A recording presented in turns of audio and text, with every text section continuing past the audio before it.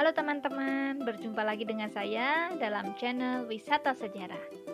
Hari ini kita akan mengunjungi salah satu destinasi wisata dan juga sejarah yang sangat terkenal di Kota Blitar, yaitu Museum dan Perpustakaan Nasional Proklamator Bung Karno.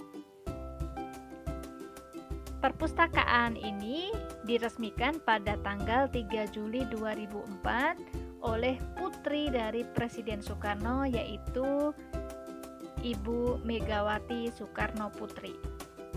Jadi, kalau kita berkunjung ke Museum Bung Karno ini, tidak hanya museum yang bisa kita nikmati, tetapi ada juga perpustakaan nasional yang terletak berdampingan dengan museum. Di dalam Museum Proklamator ini, teman-teman bisa menikmati galeri yang memperlihatkan foto-foto dan juga lukisan Presiden Soekarno saat beliau sejak kecil sampai dengan dewasa. Dan satu yang menarik, ada satu lukisan tentang Presiden Soekarno yang banyak orang mengatakan lukisan ini penuh dengan mistis. Sebab ketika lukisan itu terlihat dari depan, seperti halnya lukisan yang lain. Akan tetapi, ketika lukisan ini dilihat dari samping, yang nampak adalah lukisan ini seolah-olah hidup, tidak dua dimensi. Nah, menarik bukan? Dan tentu membuat teman-teman penasaran kan? Selain museum dan perpustakaan ini, kita juga bisa berkunjung ke makam Bung Karno yang letaknya tidak jauh dari museum dan juga perpustakaan nasional. Cukup dengan kita berjalan kaki, maka kita akan sampai ke makam Presiden Republik Indonesia yang pertama.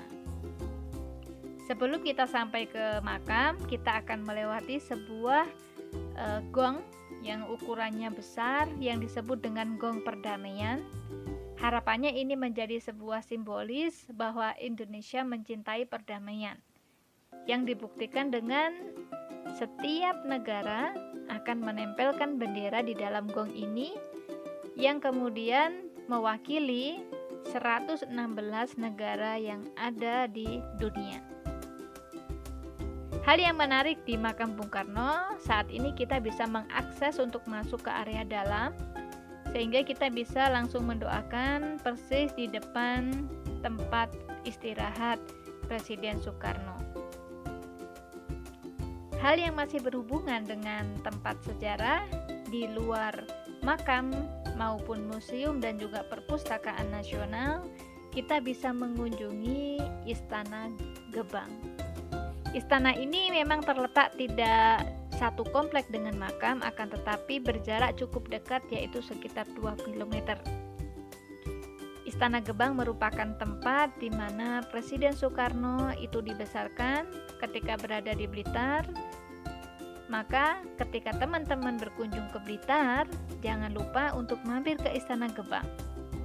Kita akan melihat bagaimana kehidupan Presiden Soekarno ketika kecil dan bagaimana keluarga mendidik beliau hingga menjadi seorang pemimpin negara yang hebat dan disegani oleh banyak negara. Oke teman-teman, sekian dulu liputan kita di tempat sejarah wisata edukasi di Kota Blitar. Sampai ketemu lagi dalam kunjungan kita selanjutnya di tempat lain yang juga tidak kalah menarik. Sampai jumpa.